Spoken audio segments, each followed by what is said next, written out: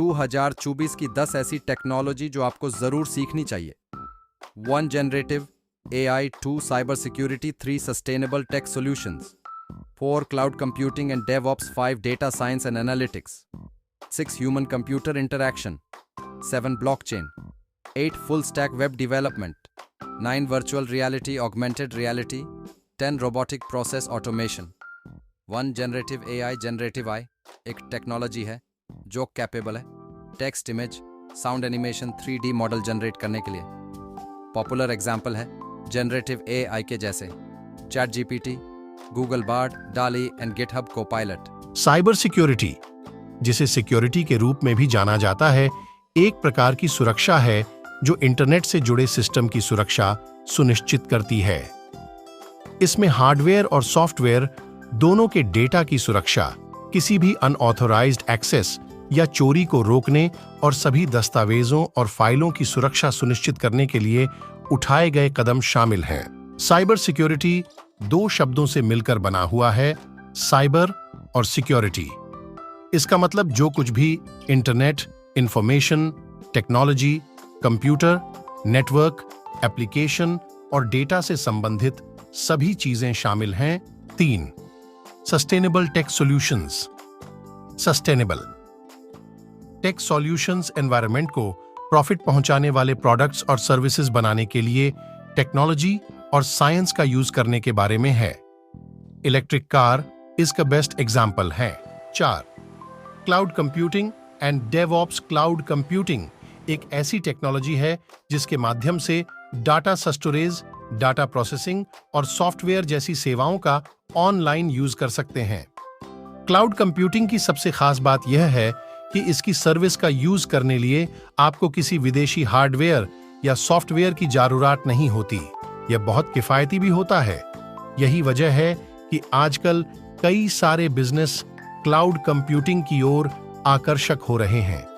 इससे उन्हें software, networking, data storage आदि के लिए खुद के सर्वर और इंफ्रास्ट्रक्चर और इन्हें मेहनत करने के लिए स्टाफ आदि की आवश्यकता नहीं होती। 5 data science and analytics. Data analysis क्या है? डेटा से इंपॉर्टेंट जानकारी निकालने की प्रोसेस को डेटा एनालिसिस कहते हैं। डेटा एनालिसिस में कई स्टेप्स शामिल होते हैं, जैसे डेट सेट स्थापित करना, प्रोसेसिंग के लिए डेटा तैयार करना, मॉडलों को लागू करना, प्रमुख निष्कर्षों की पहचान करना और रिपोर्ट बनाना, et cetera. 6 human computer interaction. HCI, जिसे ह्यूमन कंप्यूटर इंटरैक्शन कहा जाता है, यह एक स्टडी है जिसमें कंप्यूटर सिस्टम और मनुष्य के बीच इंटरफेस को डिजाइन और दोनों के बीच मेल मिलाप, इंटरैक्शन का अध्ययन किया जाता है। मान लीजिए यूजर को कंप्यूटर से कोई स्पेसिफिक टास्क परफॉर्म करवाना है। अगर कंप्यूटर मनुष्य द्वारा दी गई इंस्ट्रक्शंस के हिसाब से टास्क प्रोसेस करता है और जो यूजर चाहता है वह आउटपुट प्रदान करता है, तो वह एक सफल HCI है। 7 ब्लॉकचेन। ब्लॉकचेन एक डेटाबेस है जो आपकी किसी भी तरह की प्रॉपर्टी को एक पीयर टू पीयर में बांटता है। जैसा कि ब्लॉकचेन नाम से साफ होता है कि इसमें आपका डेटा ब्लॉक में स्टोर किया जाता है जो एक चेन में एक साथ जुड़े होते हैं।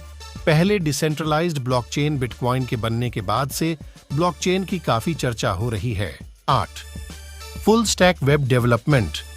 जो वेब डेवलपर कोडिंग के जरिए वेबसाइट बनाते हैं और वेबसाइट के फ्रंट-एंड, बैक-एंड साथ ही डेटाबेस पर काम करते हैं, उन्हें फुल स्टैक डेवलपर कहा जाता है। इसके अलावा भी एक फुल स्टैक डेवलपर कुछ और चीजों की भी जानकारी रखता है, जैसे कि वर्जन कंट्रोल और OS आदि। 9 virtual reality, augmented reality, AR technology और VR टेक्नोलॉजी, जो एक ऐसी तकनीक है जो पूरी तरह से वर्चुअल जो दिख रहा है वो है नहीं है। मैं ऑगमेंटेड रियलिटी और वर्चुअल रियलिटी में अंतर को समझाएंगे। तो शुरू करते हैं। अगर AR और VR के फुल फॉर्म की बात करें तो AR, जिसका फुल फॉर्म ऑगमेंटेड रियलिटी है, तथा VR का फुल फॉर्म वर्चुअल रियलिटी है। AR और VR टेक्नोलॉजी, ये दोनों ही टेक्नोलॉजी आभासी दुनिया पर निर्धारित हैं। इन दोनों ही तकनीकों में जो जो चीजें दिखाई देती हैं वह सब वर्चुअल हैं। 10 रोबोटिक प्रोसेस ऑटोमेशन आरपीए की full form robotic process automation है, जो एक तरह का ऑटोमेटेड सॉफ्टवेयर टूल या सॉफ्टवेयर टेक्नोलॉजी है। आप इसकी मदद से सॉफ्टवेयर रोबोट्स को तैयार कर सकते हैं जो एलेक्टारा KE के कार्य को करने में सक्षम है। आरपीए टेक्नोलॉजी से निर्मित रोबोट सॉफ्टवेयर इंसानों की तरह ही कार्य को सीखने में सक्षम है।